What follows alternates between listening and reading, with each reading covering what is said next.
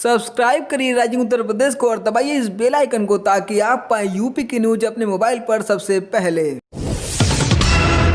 मौसम विभाग ने प्रदेश में कुछ स्थानों पर भारी बारिश होने की चेतावनी जारी की है। खासतौर पर पूर्वी यूपी में भारी बारिश होने के ज्यादा आसार हैं। राज्य में बारिश का सिलसिला 2 जुलाई तक जारी रह सकता है। प्रदेश में कोरोना संक्रमण के मामले घट नहीं रहे हैं। बीते 24 घंटे में राज्य में 685 नए मामले सामने आए। इसके बाद अब राज्य में संक्रमितों की संख्या 22,828 हो गई है। वहीं 12 और लोगों की मौत हुई। इससे प्रदेश में अब तक कोरोना से 672 लोगों की जान जा चुकी है। लखनऊ सेंट्रल बार एसोसिएशन के उपाध्यक्ष के कोरोना संक्रमित मिलने के बाद जिला न्यायालय को 2 दिनों के लिए बंद कर दिया गया है। सैनिटाइजेशन के बाद अदालत को फिर से खोला जाएगा। प्रदेश के राज्य विश्वविद्यालयों और डिग्री कॉलेजों में स्नातक व परास्नातक की वार्षिक परीक्षाएं नहीं होंगी। राज्य के करीब 48 लाख से अधिक विद्यार्थियों को अगली कक्षा में प्रोन्नत किया जाएगा। उच्च शिक्षा विभाग द्वारा चौधरी चरण सिंह विश्वविद्यालय मेरठ के कुलपति प्रोफेसर NK तनेजा की अध्यक्षता में गठित कमेटी ने परीक्षाएं न कराने की संस्तुति की है। अब अंतिम फैसला यूपी सरकार को लेना है। मैनपुरी जिले के एलाऊ थाना क्षेत्र में जमीन के विवाद में प्रधान के बेटे ने एक युवक की गोली मारकर हत्या कर दी, जबकि मृतक का चाचा गंभीर रूप से घायल है। यह मामला इलाहाबाद गांव का है। सूचना पाकर SP और ASP ने घटना स्थल का निरीक्षण किया है। पुलिस ने 5 आरोपियों को गिरफ्तार किया है। प्रदेश में कन्नौज जिला अस्पताल में दिमागी बुखार से पीड़ित एक बच्चे की इलाज के दौरान मौत हो गई। परिजनों ने बच्चे की मौत के बाद डॉक्टरों पर लापरवाही का आरोप लगाया है। मामले में स्वास्थ्य अधिकारियों ने बताया कि बच्चे की हालत सीरियस थी, जिसकी वजह से उसकी मौत हुई। किसी प्रकार की कोई लापरवाही नहीं बरती गई है। बाबरी विध्वंस केस में आरोपी साध्वी ऋतंभरा लखनऊ स्थित CBI विशेष कोर्ट पहुंची। यहां उन्होंने अपना बयान दर्ज कराया। साध्वी ऋतंभरा ने कहा कि मैं निर्दोष हूं। श्री राम मंदिर आंदोलन राष्ट्रीय स्वाभिमान का जागरण था। रामलला की जन्मभूमि है, यही हिंदू समाज का आग्रह था और वही सत्य है। सत्य की जीत सदैव होती है और सुप्रीम कोर्ट से भी हुई है। हमीरपुर जिले के मौदाहा कोतवाली क्षेत्र में कथित जूना अखाड़े के एक साधु ने जमीन के अंदर समाधि ली। इसे देखने के लिए मौके पर लोगों की भीड़ जुट गई। इस दौरान न तो लोगों ने मुंह पर मास्क लगा रखा था और न ही सोशल डिस्टेंसिंग का ख्याल रखा गया। करीब 3 घंटे बाद साधु जीवित बाहर आया तो जयकारा गूंजने लगा। सूचना पाकर पहुंची पुलिस ने आरोपी साधु को हिरासत में ले लिया और मामले की जाँच की जा रही है। चीनी सीमा पर तनाव के बीच बसपा प्रमुख मायावती ने बड़ा बयान दिया है। मायावती ने कहा कि चीन के मुद्दे पर हम भाजपा सरकार के साथ खड़े हैं। कांग्रेस के लोग बेहूदी बातें करते हैं। आपसी विवाद से चीन को फायदा मिलेगा। वहीं कांग्रेस महासचिव प्रियंका गांधी के उस बयान पर भी पलटवार किया जिसमें उन्होंने बसपा को भाजपा सरकार की प्रवक्ता बताया था। मायावती ने कहा कि बसपा की अलग विचारधारा है। हम किसी के हाथ का खिलौना नहीं है। मिलकर सरकार बनाना या चुनाव लड़ना अलग बात है। बसपा का उदय कांग्रेस के चलते हुआ है। वहीं प्रियंका गांधी ने मायावती पर हमला करते हुए कहा कि जो सरकार देश की सरजमी को गंवा डाले उसके खिलाफ लड़ने की हिम्मत बनानी पड़ेगी। वाराणसी पुलिस की टीम छावनी स्थित एक मकान पर छापेमारी कर मऊ सदर के बाहुबली विधायक मुख्तार अंसारी गिरोह के शहर के बड़े मछली व्यवसायी मोहम्मद सलीम समेत 3 लोगों को हिरासत में लिया है। इन तीनों पर मछली की कालाबाजारी और अवैध वसूली का आरोप है। पुलिस ने कैंट थाने में मुकदमा दर्ज किया है। कोरोना वैश्विक संकट के बीच मुख्यमंत्री योगी आदित्यनाथ आज बुंदेलखंड के दौरे पर रहेंगे। वे यहां झांसी से पूरे बुंदेलखंड में 10,131 करोड़ की योजनाओं का शुभारंभ करेंगे। योजना का नाम हर घर नल का जल है। कार्यक्रम में केंद्रीय मंत्री गजेंद्र सिंह शेखावत व यूपी के जल शक्ति मंत्री महेंद्र सिंह मौजूद रहेंगे। बुलंदशहर के डिबाई कोतवाली क्षेत्र में 1.25 साल के बच्चे की उसकी पड़ोस में रहने वाली महिला ने मुंह दबाकर हत्या कर दी। इसके बाद शव को मकान की छत पर ले जाकर छिपा दिया। पुलिस शव को बरामद करते हुए आरोपी महिला और उसके प्रेमी को गिरफ्तार किया है। बच्चे की हत्या तांत्रिक अनुष्ठान के लिए किए जाने की चर्चा गांव में है। पुलिस पड़ताल में जुटी है। संत कबीरनगर जिले में पेंशन योजना में बड़ी लापरवाही का मामला सामने आया है। यहां समाज कल्याण विभाग 694 मृत लोगों को भी पेंशन दे रहा था। मामला उजागर होने के बाद विभाग सर्वे में जुट गया है। अफसरों का दावा है कि सर्वे के बाद रिकवरी होगी।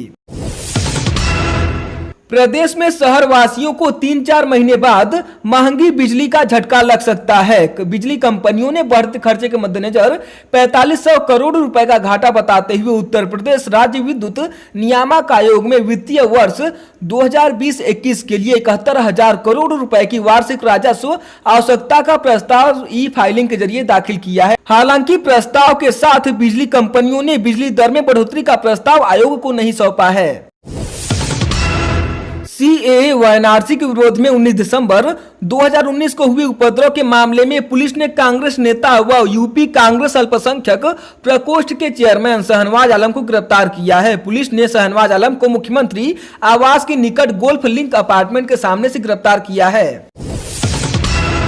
समाजवादी पार्टी के राष्ट्रीय अध्यक्ष व यूपी के पूर्व मुख्यमंत्री अखिलेश यादव ने आगरा लखनऊ एक्सप्रेसवे के टोल को निजी कंपनी को बेचने के भाजपा सरकार के फैसले को जन विरोधी बताया है। उन्होंने कहा कि यह एक्सप्रेसवे समाजवादी सरकार के समय का बना था, जिस पर वायुसेना के जहाज तक उतर चुके हैं। इस एक्सप्रेसवे पर बने आवश्यक जन सुविधाओं, शौचालय, होटल, रेस्टोरेंट को भी भाजपा सरकार पहले ही बेच चुकी है। प्रदेश में कोरोना महामारी के बीच सरकारी प्राइमरी स्कूलों और माध्यमिक स्कूलों में ऑनलाइन क्लासेज से ही पढ़ाई की जाएगी। अभी विद्यार्थियों को स्कूल नहीं बुलाया जाएगा। 1 जुलाई से सरकारी प्राथमिक व पूर्व माध्यमिक स्कूलों में शिक्षकों को स्कूल बुलाया जाएगा। वहीं 6 जुलाई से माध्यमिक स्कूलों में शिक्षक व कर्मचारी ड्यूटी पर आएंगे। यह निर्णय मुख्यमंत्री योगी आदित्यनाथ की अध्यक्षता में की गई बैठक में लिया गया है। कभी झारखंड का मुख्यमंत्री, कभी मध्य प्रदेश के राज्यपाल तो कभी कोई अन्य मंत्री, नेता या अफसर बनकर लोगों से करोड़ों रुपए की वसूली करने के आरोपित बिहार के गया में कोसिढ़िया घाट निवासी रंजन कुमार को यूपी पुलिस की स्पेशल टास्क फोर्स ने गिरफ्तार कर लिया है। आरोपित ने खुद को शासन का वरिष्ठ अधिकारी बनकर यूपी राजकीय निर्माण निगम के प्रोजेक्ट मैनेजर राजमणि को फोन कर 8 लाख रुपए वसूले थे। इस मामले में राजमणि ने सुशांत गोल्फ सिटी थाने में आरोपित रंजन कुमार व उसके साथी के खिलाफ एफआईआर दर्ज कराई थी। एसटीएफ ने मुख्य आरोपित रंजन के 2 साथियों गणेश और सुनीत को पहले ही बिहार के बक्सर से गिरफ्तार कर लिया था। बाबा श्री काशी विश्वनाथ अपनी नगरी काशी में चौराहों पर लाइव होंगे। शहर में स्मार्ट सिटी के तहत लगाए गए यूनिपोल की एलईडी पर बाबा का लाइव दर्शन किया जा सकेगा। सावन की तैयारियों के संबंध में श्री काशी विश्वनाथ मंदिर के मुख्य कार्यपालक अधिकारी गौरांग राठी ने प्रेस वार्ता में यह जानकारी दी और बताया कि इस बार सावन में दर्शन, पूजन, आरती अनुष्ठान शुल्क में कोई बढ़ोतरी नहीं की जाएगी। वाराणसी में 392 सैंपल के रिजल्ट प्राप्त हुए हैं, जिसमें से जनपद में 7 नए कोरोना पॉजिटिव केस सामने आए हैं तथा देर रात प्राप्त हुए रिजल्टों में 16 कोरोना केस सामने आए हैं। जनपद में कोरोना पॉजिटिव मरीजों की संख्या 447 हो गई है। 279 मरीज स्वस्थ हो चुके हैं। एक्टिव मरीजों की संख्या 177 हो गई है। वाराणसी में 17वें मरीज की मौत हो गई है। सिगरा के निराला नगर शिवपुरवा निवासी 85 वर्षीय महिला की मौत हुई है।